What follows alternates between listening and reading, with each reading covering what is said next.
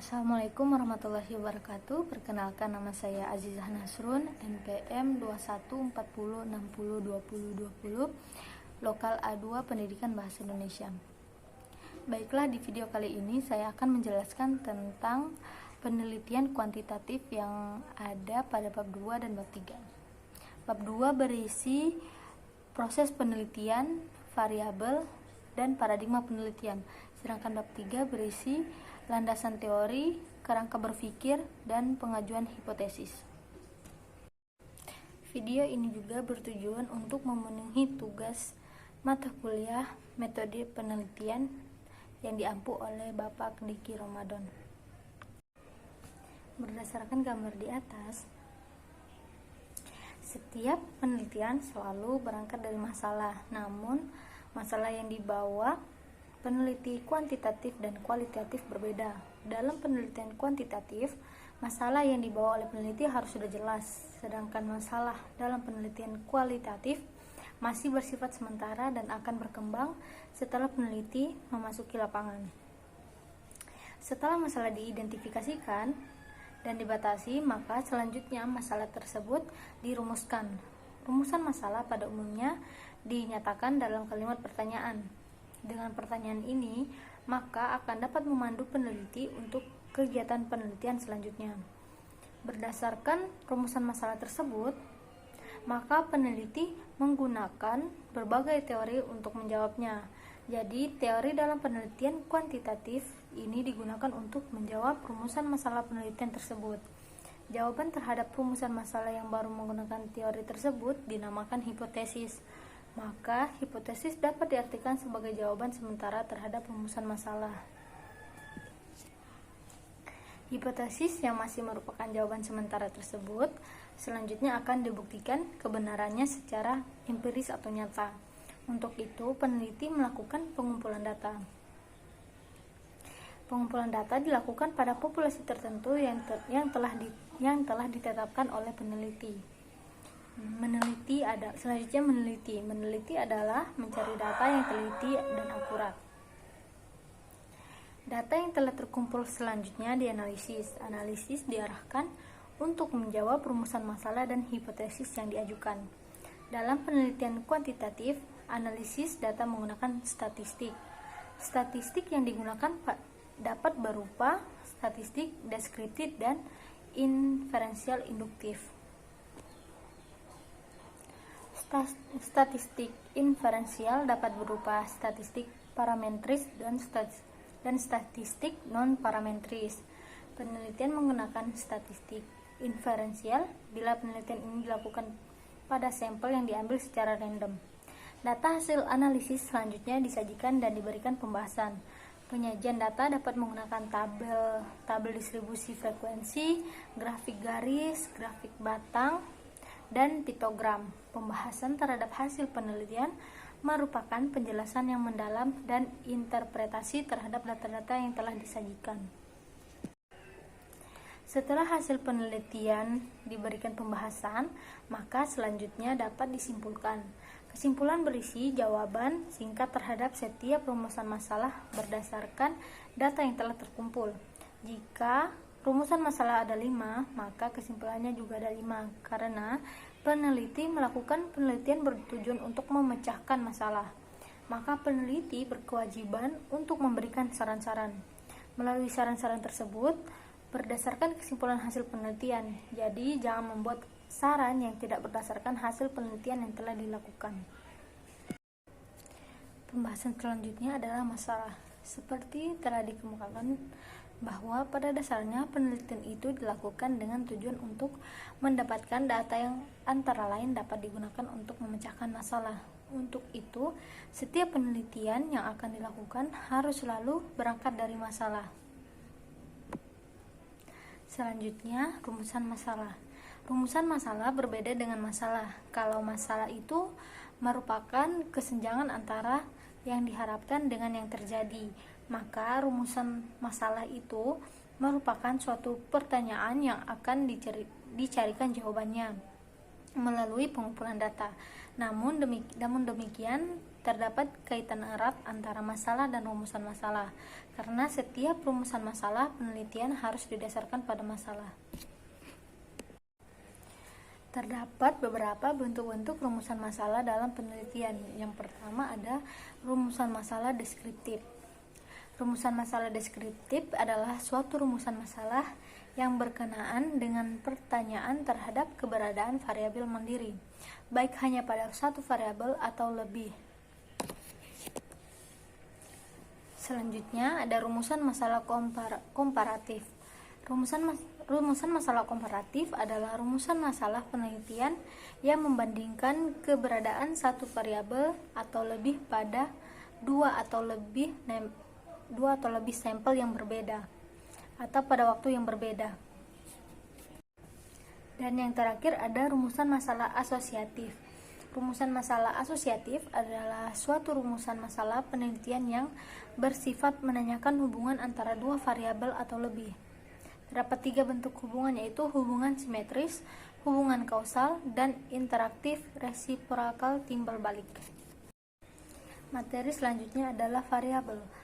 Jadi, variabel penelitian pada dasarnya adalah segala sesuatu yang berbentuk apa saja yang diterapkan oleh peneliti untuk dipelajari sehingga diperoleh informasi tentang hal tersebut.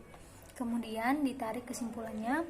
Secara teoritis, variabel dapat didefinisikan sebagai atribut seseorang atau objek yang mempunyai variasi antar satu orang dengan yang lain atau satu objek dengan objek yang lain. Ada beberapa macam-macam variabel. Yang pertama yaitu variabel independen. Variabel ini sering disebut sebagai variabel stimulus, prediktor, antecedent. Dalam bahasa Indonesia sering disebut sebagai variabel bebas. Variabel bebas adalah merupakan variabel yang mempengaruhi atau yang menjadi sebab perubahannya atau timbulnya variabel dependen. Yang kedua ada variabel dependen. Sering disebut sebagai variabel output, kriteria konsekuen. Dalam bahasa Indonesia sering disebut sebagai variabel terikat. Variabel terikat merupakan variabel yang dipengaruhi atau yang menjadi akibat karena adanya variabel bebas. Selanjutnya ada variabel moderator. Variabel moderator adalah variabel yang mempengaruhi, memperkuat, dan memperlemah hubungan antara variabel independen dengan independen. Variabel disebut juga sebagai variabel independen kedua. Hubungan perilaku suami dan istri akan semakin baik atau kuat kalau mempunyai anak, dan akan semakin tegang kalau ada pihak ketiga ikut mencampuri. Di sini anak adalah sebagai variabel moderator yang memperkuat hubungan, dan pihak ketiga adalah sebagai variabel moderator yang memperlemah hubungan. Hubungan motivasi dan produktivitas kerja akan semakin kuat bila peranan pemimpin dalam menciptakan iklim kerja sangat baik, dan hubungan semakin rendah bila peranan pemimpin kurang baik dalam menciptakan iklim kerja. Yang keempat ada variabel intervening. Variabel intervening adalah variabel yang secara teoritis mempengaruhi hubungan antara variabel independen dengan dependen menjadi hubungan yang tidak langsung dan tidak dapat diamati dan diukur. Variabel ini merupakan variabel penyela atau antara yang terletak di antara variabel independen dan dependen, sehingga variabel independen tidak langsung mempengaruhi berubahnya atau timbulnya variabel dependen. Dan yang terakhir ada variabel kontrol. Variabel kontrol adalah variabel yang dikendalikan atau dibuat konstan sehingga pengaruh variabel independen terhadap dependen tidak dipengaruhi oleh faktor luar yang tidak diteliti. Variabel kontrol sering digunakan oleh peneliti bila akan melakukan penilaian yang bersifat membanding. Selanjutnya, paradigma penelitian.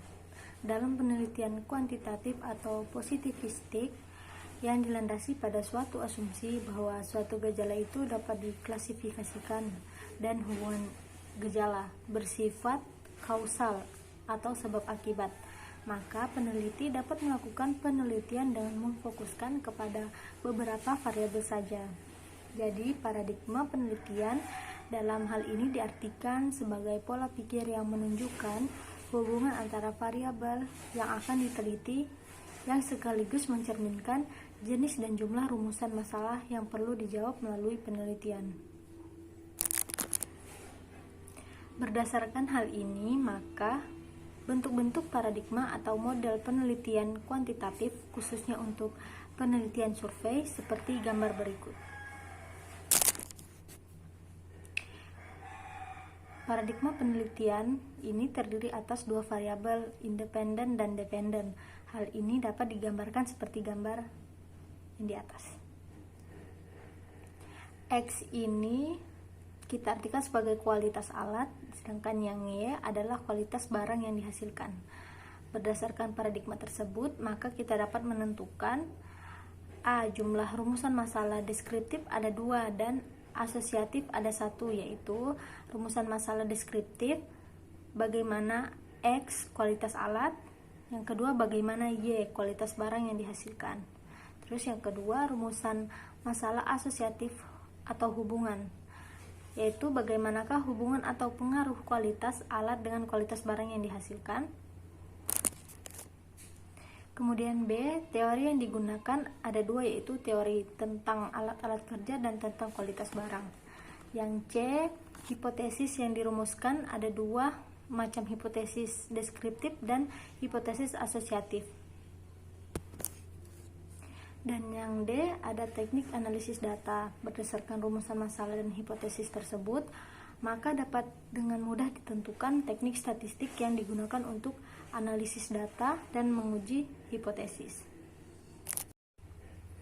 Yang kedua ada paradigma sederhana berurutan. Seperti gambar di atas, X1 sama dengan kualitas input, X2 kualitas proses, X3 kualitas output, dan Y sama dengan kualitas outcome. Paradigma sederhana menunjukkan hubungan antara satu variabel independen dengan satu variabel dependen secara berurutan. Selanjutnya yang ketiga, paradigma ganda dengan 2 variabel independen seperti gambar di atas. X1 sama dengan lingkungan keluarga, X2 demografi, Y sama dengan keberhasilan usaha. Paradigma ganda dengan 2 variabel independen X1 dan X2 dan 1 variabel dependen Y untuk mencari hubungan X1 dengan Y dan X2 dengan Y menggunakan teknik korelasi sederhana. Untuk mencari hubungan X1 dan X2 secara bersama-sama terhadap Y menggunakan korelasi ganda. Dan yang keempat ada paradigma ganda dengan 3 variabel independen. Dalam paradigma ini terdapat 3 variabel independen X1, X2, dan X3 dan 1 dependen yaitu Y. Rumusan masalah deskriptif ada 4 dan rumusan masalah asosiatif atau hubungan untuk yang sederhana ada 6 dan yang ganda minimal itu 1 ada di gambar. X1 itu sebagai kualitas mesin, X2 gaya kepemimpinan manajer, X3 ada sistem karir, Y sama dengan produktivitas kerja. Adalah paradigma ganda dengan 3 variabel independen yaitu X1, X2, dan X3 untuk mencari besarnya hubungan antara X1 dengan Y, X2 dengan Y, X3 dengan Y, X1 dengan X2, X2 dengan X3, dan X1 dengan X3. Dapat menggunakan korelasi sederhana untuk mencari besarnya hubungan antara X1 secara bersama-sama dengan X2 dan X3. Terhadap Y digunakan korelasi ganda, regresi sederhana, dan ganda serta korelasi parsial dapat diterapkan dalam paradigma ini. Yang kelima ada paradigma ganda dengan 2 variabel dependen seperti gambar di atas. X1 sama dengan tingkat pendidikan, Y2 disiplin kerja, Y1 gaya kepemimpinan. Paradigma ganda dengan satu variabel independen dan dua dependen. Untuk mencari besarnya hubungan antara X dan Y1 dan X dengan Y2 digunakan teknik korelasi sederhana. Demikian juga untuk Y1 dengan Y2. Analisis regresi juga dapat digunakan di sini. Selanjutnya ada paradigma ganda dengan dua variabel independen dan dua dependen, seperti gambar di atas. Dalam paradigma ini terdapat dua variabel independen, yaitu X1 dan X2, dan dua variabel dependen, yaitu Y1 dan Y2. Terdapat 4 rumusan masalah deskriptif dan 6 rumusan masalah hubungan sederhana. Korelasi dan regresi ganda juga dapat digunakan untuk menganalisis hubungan antar variabel secara simultan. X1 itu sama dengan kebersihan kereta, X2 pelayanan KA, Y1 jumlah tiket yang terjual, Y2 keputusan penumpang KA. Gambar itu adalah paradigma ganda, dua variabel independen dan dua variabel dependen. Hubungan antara variabel R1, R2, R3, R4, R5, dan R6 dapat dianalisis dengan korelasi sederhana. Hubungan antara X1 bersama dengan X2 terhadap Y1 dan X1 dan X2 bersama-sama terhadap Y2 dapat dianalisis dengan korelasi ganda. Analisis regresi sederhana maupun ganda dapat juga digunakan untuk memprediksi jumlah tiket yang terjual dan kepuasan penumpang kereta api. Dan yang terakhir ada paradigma jalur. X1 itu status sosial ekonomi, X3 motivasi berprestasi, X2 IQ, Y sebenarnya prestasi belajar. Paradigma jalur, teknik analisis statistik yang digunakan dinamakan path analysis atau analisis jalur. Analisis dilakukan dengan menggunakan korelasi dan regresi sehingga dapat diketahui untuk sampai pada variabel dependen terakhir harus lewat jalur langsung atau melalui variabel intervening. Dalam paradigma itu terdapat 4 rumusan masalah deskriptif dan 6 rumusan masalah hubungan. Kita lanjut pada pembahasan bab 3, yaitu ada landasan teori, kerangka berpikir, dan pengajuan hipotesis. Yang pertama ada pengertian teori. Setelah masalah penelitian dirumuskan, maka langkah kedua adalah proses penelitian. Kuantitatif adalah mencari teori-teori, konsep-konsep, dan generalisasi hasil penelitian yang dapat dijadikan sebagai landasan teoritis untuk pelaksanaan penelitian menurut Sumadi Suryabrata 1990. Landasan teori ini perlu ditegakkan agar penelitian itu mempunyai dasar yang kokoh dan bukan sekedar perbuatan coba-coba, trial and error. Adanya landasan teoritis ini merupakan ciri bahwa penelitian ini merupakan cara ilmiah untuk mendapatkan data. Mark 1963 dalam Siti Rahayu Haditono 1999 membedakan adanya 3 macam teori. Ketiga teori yang dimaksud ini berhubungan dengan data empiris. Dengan demikian dapat dibedakan antara lain yang pertama ada teori yang deduktif, memberi keterangan yang dimulai dari suatu perkiraan atau pikiran spekulatif tertentu ke arah data akan diterangkan. Yang kedua ada teori yang induktif. Cara menerangkan adalah dari data ke arah teori dalam bentuk ekstrim. Titik pandang yang positivistik ini dijumpai pada kaum behavioris. Yang ketiga ada teori yang fungsional. Di sini nampak suatu interaksi pengaruh antara data dan perkiraan teoritis, yaitu dengan mempengaruhi pembentuk teori dan pembentukan teori kembali mempengaruhi data. Teori adalah alur logika atau penalaran yang merupakan seperangkat konsep, definisi, dan proposisi yang disusun secara sistematis secara umum. Teori mempunyai 3 fungsi, yaitu untuk menjelaskan explanation, meramalkan prediction, dan pengendalian atau kontrol. Selanjutnya ada deskripsi teori. Deskripsi teori dalam suatu penelitian merupakan uraian sistematis tentang teori dan bukan sekedar pendapat pakar atau penulis buku, dan hasil-hasil penelitian yang relevan dengan variabel yang diteliti. Berapa jumlah kelompok teori yang perlu dikemukakan atau dideskripsikan akan tergantung pada luasnya permasalahan, dan secara teknis tergantung pada jumlah variabel yang diteliti. Bila dalam suatu penelitian terdapat 3 variabel independen dan 1 dependen, maka kelompok teori yang perlu dideskripsikan ada 4 kelompok teori, yaitu kelompok teori yang berkenaan dengan 3 variabel independen dan 1 dependen. Oleh karena itu, semakin banyak variabel yang diteliti, maka akan semakin banyak teori yang perlu dikemukakan. Deskripsi teori paling tidak berisi tentang penjelasan terhadap variabel-variabel yang diteliti melalui pendefinisian dan uraian yang lengkap dan mendalam dari berbagai referensi, sehingga ruang lingkup kedudukan dan prediksi terhadap hubungan antara variabel yang akan diteliti menjadi lebih jelas dan terarah. Selanjutnya, langkah-langkah untuk dapat melakukan pendeskripsian teori adalah sebagai berikut. Yang pertama adalah tetapkan nama variabel yang diteliti. Kedua, cari sumber-sumber bacaan. Ketiga, lihat daftar isi setiap buku. Keempat, cari definisi setiap variabel yang akan diteliti. Yang kelima, baca seluruh isi topik buku. Yang keenam, deskripsikan teori-teori yang telah dibaca dari berbagai sumber ke dalam bentuk tulisan dengan bahasa sendiri.